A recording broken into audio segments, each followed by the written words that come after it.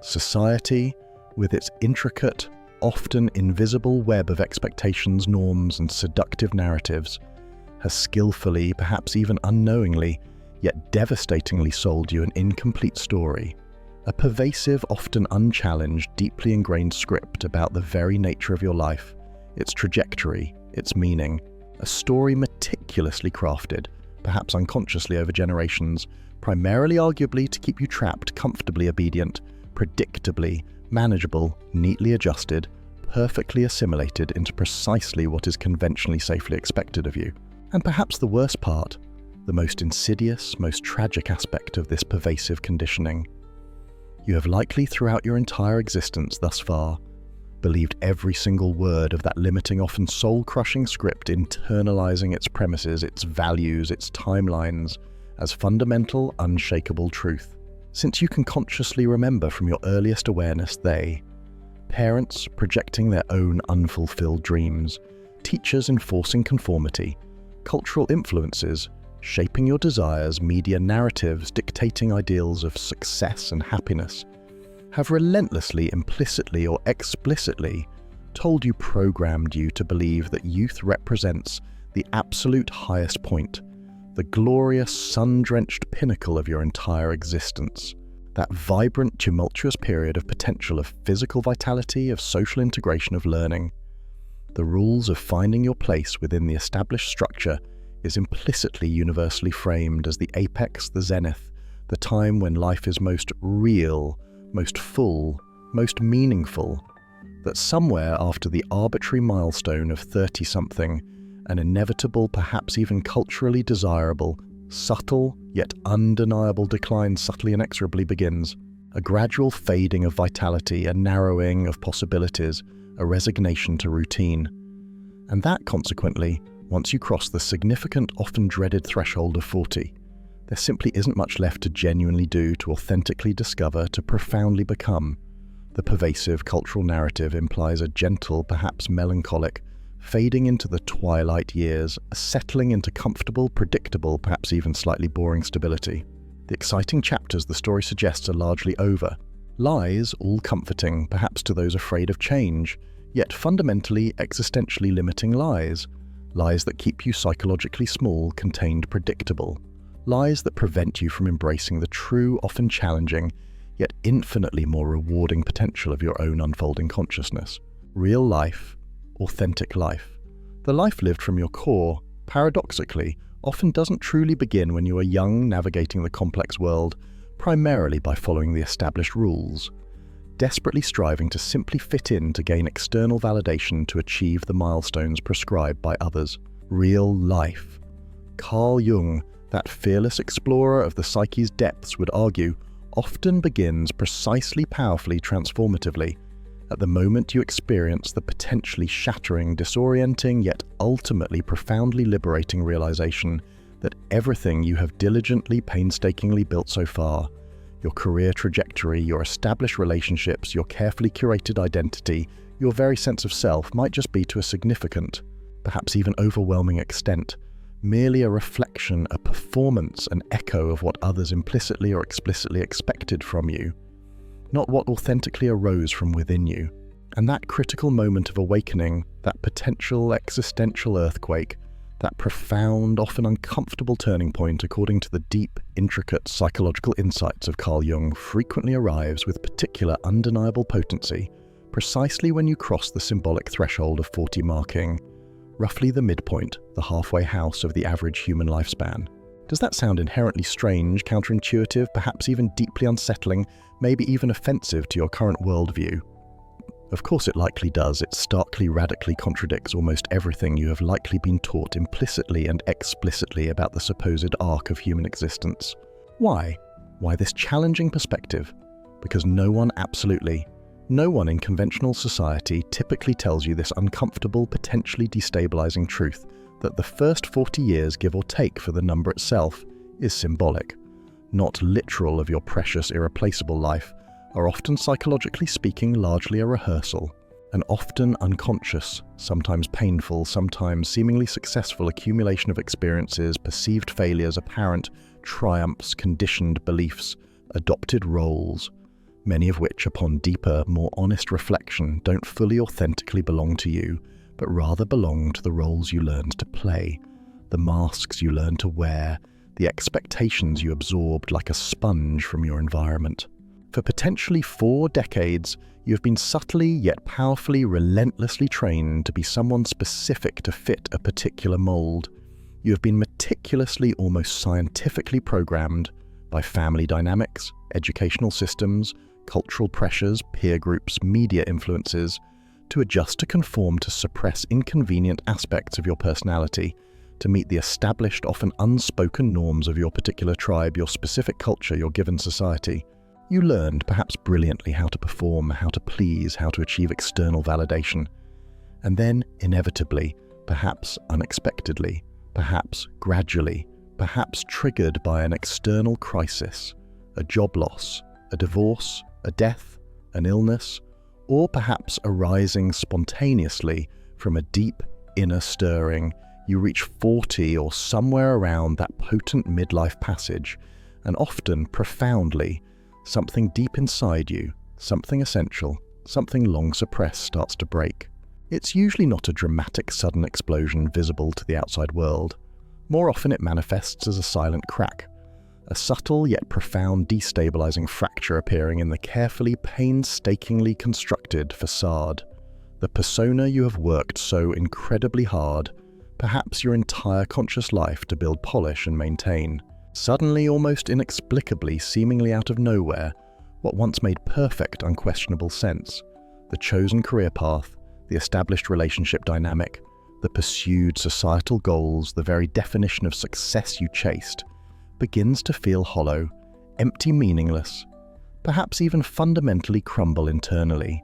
The very things that previously motivated you, drove you relentlessly forward, external success, social status, material acquisition, climbing the ladder, no longer genuinely, deeply fulfill you on a soul level.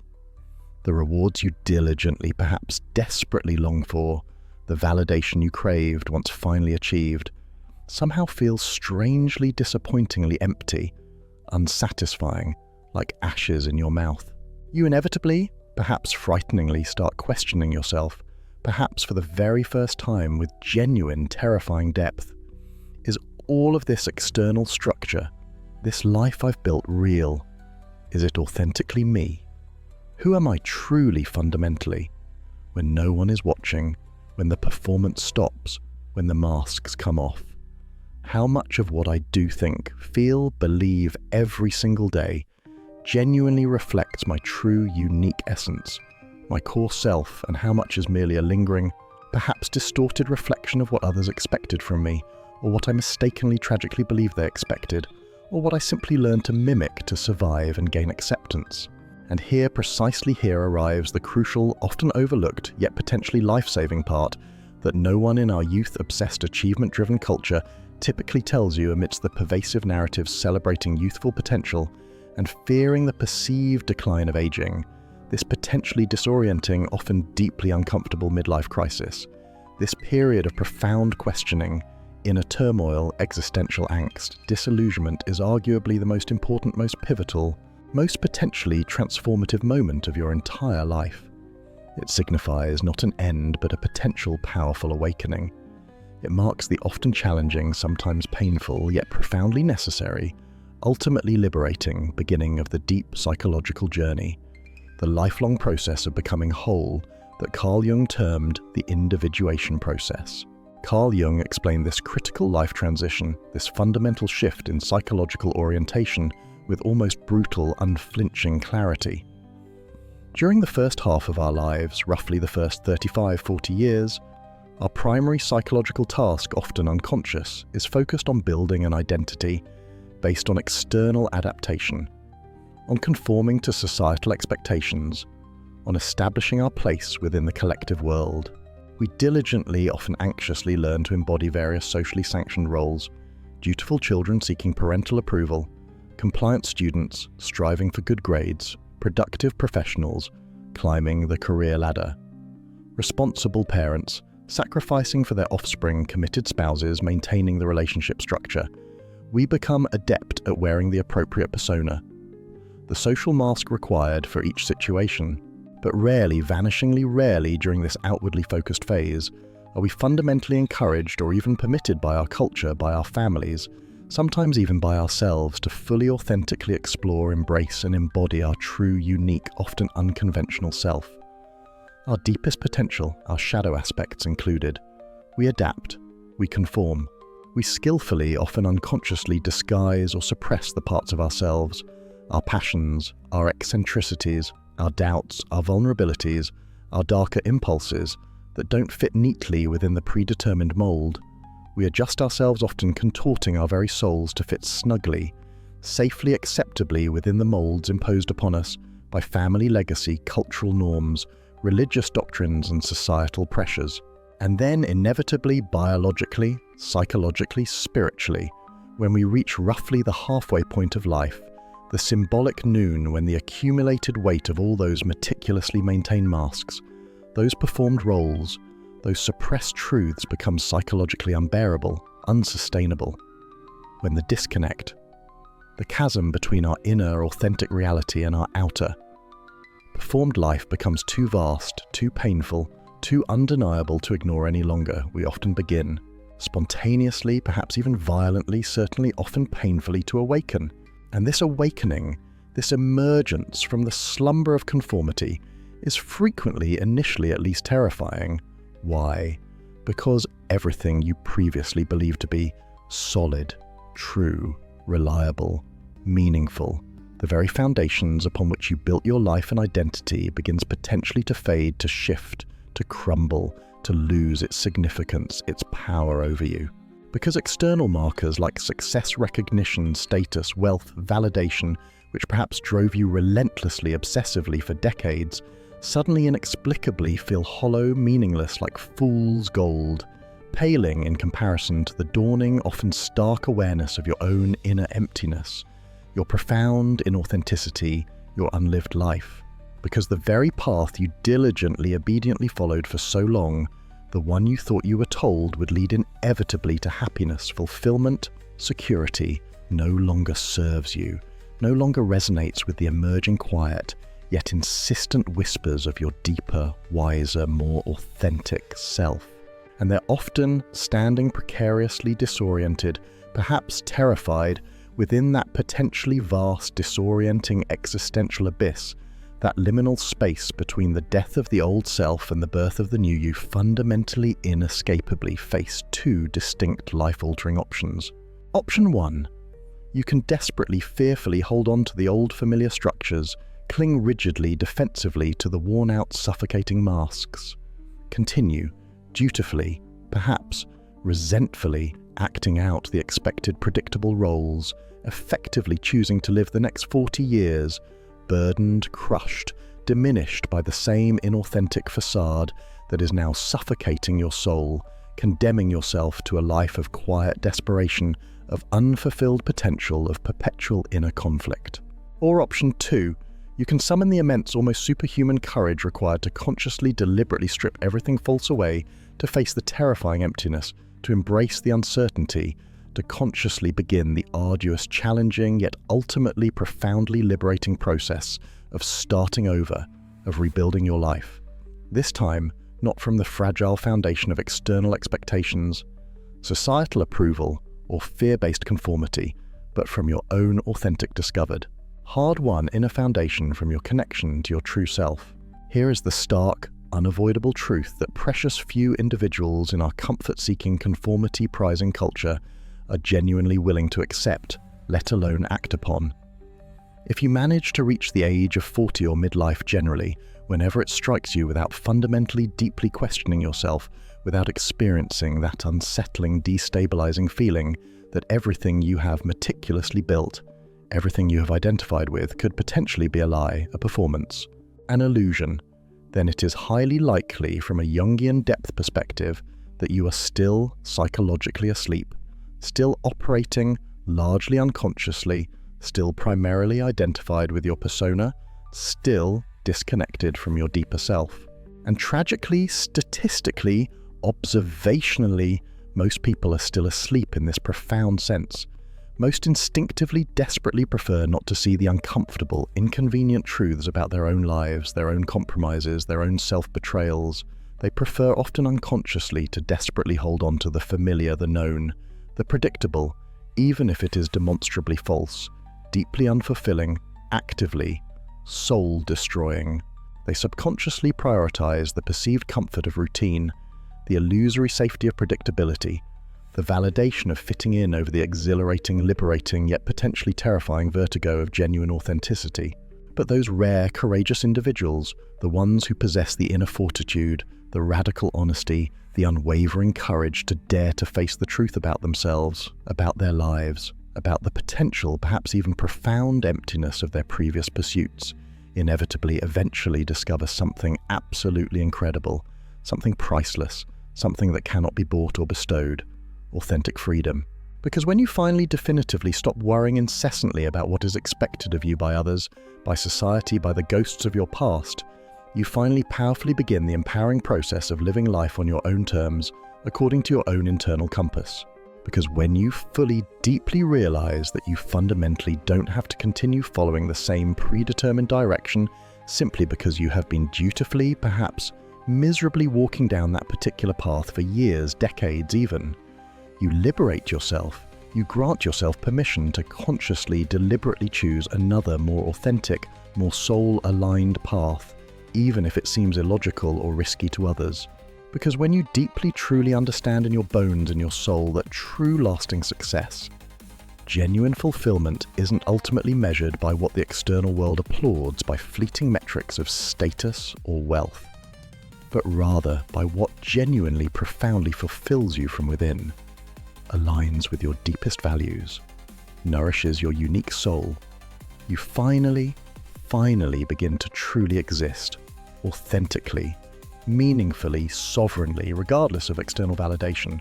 And here arrives the pivotal, penetrating question, the one designed perhaps to make you productively, profoundly uncomfortable, the one that demands your unflinching self-assessment right now.